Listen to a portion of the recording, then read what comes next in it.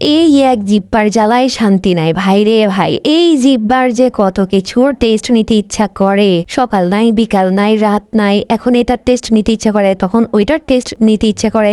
এই জিব্বার কারণে হচ্ছে যত কষ্ট করা লাগে। তো এই মোমো খাইছে কয়দিন হয়েছে, অনেক দিন তো হয় নাই, আবারও এই জিব্বার ইচ্ছা করতেছে যে একটু মোমো খাই, একটু মোমোর টেস্ট নিয়ে। অনেক দিন তো হলো মোমো খাই না, কি আর করা, জিব্বার স্যাটিসফ্যাকশনের জন্য হচ্ছে মোমো বানাতে চলে গেলাম। আসলে অনেক দিন ধরে ইচ্ছে করছিল যে মোমো বানাই। লাস্ট কতদিন আগে মোমো খেয়েছি আমার আসলে মনে নেই। তো মোমো বানানোর জন্য প্রথমে হচ্ছে এখানে আমি চিকেনের পুরটা রেডি করে নিয়েছি। এখানে আমি চিকেন কিমা ব্যবহার করেছি, সাথে হচ্ছে গ্রেট করা গাজর, পেঁয়াজ, যত যাবতীয় মশলা আছে, তার সাথে হচ্ছে সয়া সস আর ফিশ সসটা ব্যবহার করেছি। আমি হচ্ছে কিমা দিয়ে খুব কমই বানাই। কিমার মধ্যে আসলে যত যাই কিছু ব্যবহার করি না কেন, স্টিম করার পর আসলে সেটা একদম দলা পাকিয়ে যায় ভিতরে আর কি, যতই জুসি হোক। তো আমার ছেলে এটা একদমই পছন্দ করে না, আমার মেয়েও পছন্দ করে না। ওই যে চিকেনটাকে একটু ছোট ছোট করে কেটে তারপর হচ্ছে সবকিছু দিয়ে ভেজে এরপর ভিতরে পুর হিসেবে ব্যবহার করলে ওটা সবাই পছন্দ করে, আর আমার কাছে আসলে ওভাবে ভালো লাগে না। এখানে কি বানাই?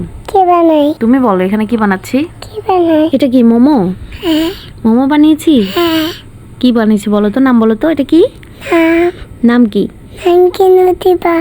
তো নাম তো নুতিবা, বুঝছি, তোমার নাম না। এটার নাম কি? না, এটার নাম মোমো। মোমো। এটার নাম কি? এই যে এটার নাম কি? মোমো।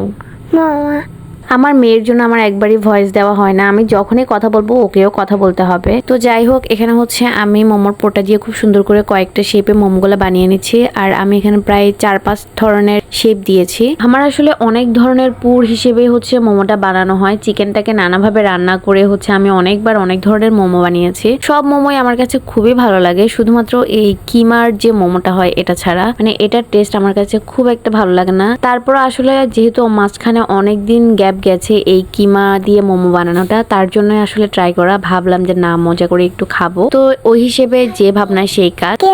তুমি মোমো খাইছো কালকে? কেমন খেতে? কেমন বলো? টেস্টি ছিল? কেমন টেস্টি? কেমন টেস্টি? ঝাল লাগবে? আমি তো ঝাল দিই নাই। তুমি খাইছো? মোমো খাইছো? কেমন মজা? এটা কিভাবে বানাই? কিভাবে? হাত দিয়ে এভাবে এভাবে এমনে এমনে? আচ্ছা ঠিক আছে। তো এই যে আমার হচ্ছে সবগুলা মোমোরই শেপ দেওয়া হয়ে গেছে, এখন এগুলো স্টিম করে নিব। আর আমার কাছে এইভাবে মোমো স্টিম করতে সব থেকে ইজি মনে হয়। সামান্য একটু তেল দিয়েছি আর তার মধ্যে একটু পানি দিয়েছি। এখন হচ্ছে এগুলো ঢাকনা দিয়ে ঢেকে দিব কিছুক্ষণ।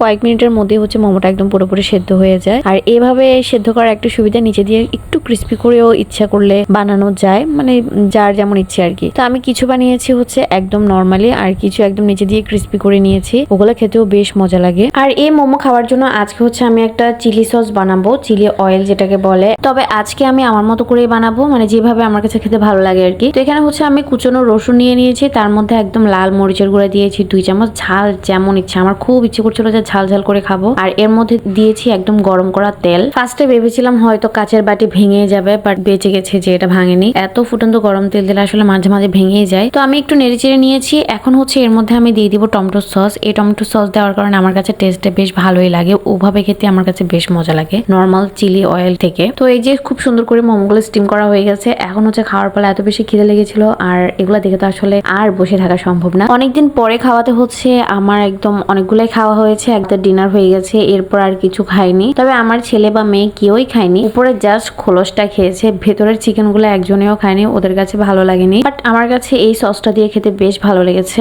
মজাই ছিল। তো ইনশাল্লাহ আবার বানাবো পরে আর কখনো।